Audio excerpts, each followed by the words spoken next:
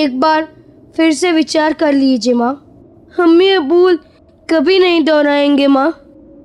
हमें क्षमा कर दे माँ, हमें छोड़कर मत जाइए। मुझे ज्ञात है पुत्र कि तुम पुनः ये भूल नहीं दोहराओगे, परंतु भविष्य में संतुलन बनाए रखने के लिए ऐसा करना आवश्यक है।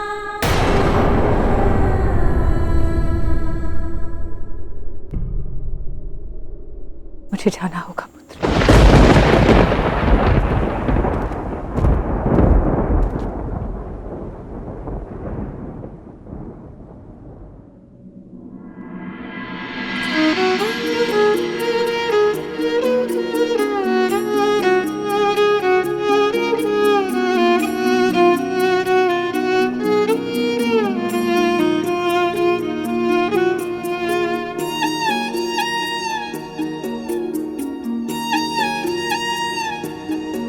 शिव शक्ति से ही पूर्ण है, शक्ति के वो सिंदूर है, गौरी के गौरव के लिए जो हो रहे अब दूर है।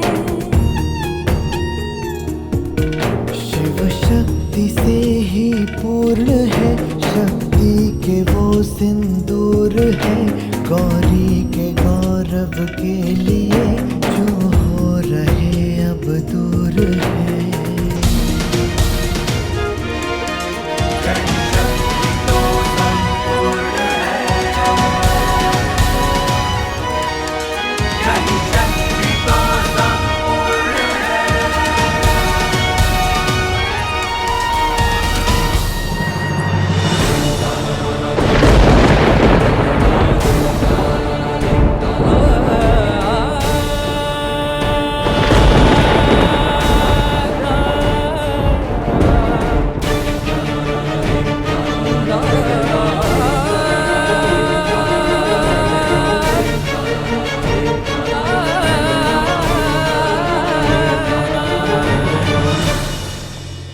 ये देवी पार्वती ने ठीक नहीं किया।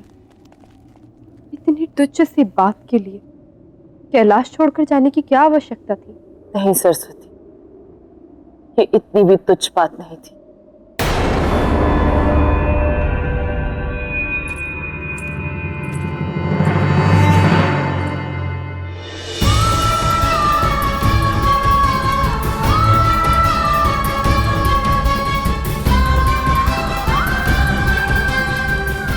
कैलाश पर आपका स्वागत है देवी लक्ष्मी, और आज का दिन सदा संसार में लक्ष्मी पूजा के नाम से जाना जाएगा। पार्वती, जो अनिष्ट हमारे कारण हुआ उसे सही करना आवश्यक है, किंतु कैसे?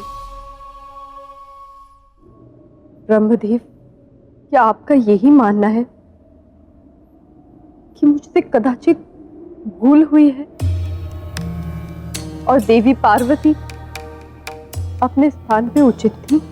आप अब तक नहीं समझ पाए। यहां प्रश्न उचित या अनुचित का नहीं है, मूल तत्व अहंकार है।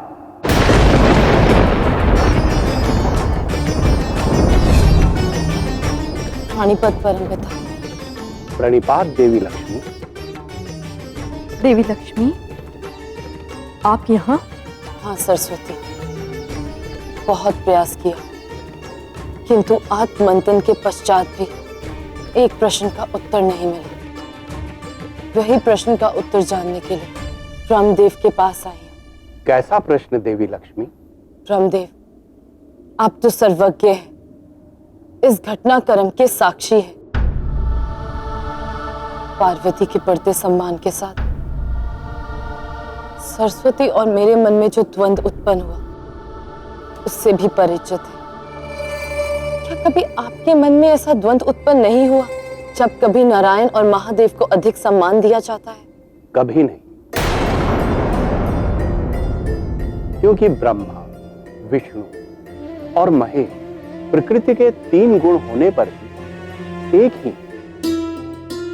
उसी भांति त्रिदेवों की तरह त्रिदेवियां भी एक ही, महादेव की प्रशंसा में मेरी प्रशंसा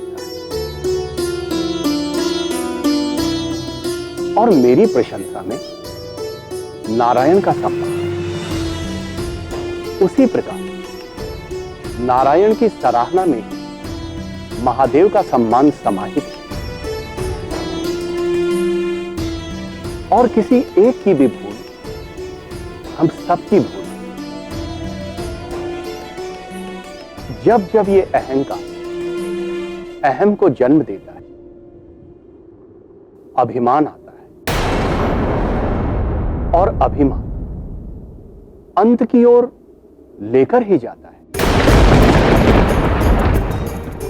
इसलिए आवश्यक है कि त्रिदेव और त्रिदेवियों में अहंकार ना आए, क्योंकि आप तीनों भी एक ही ऊर्जा से जन्मे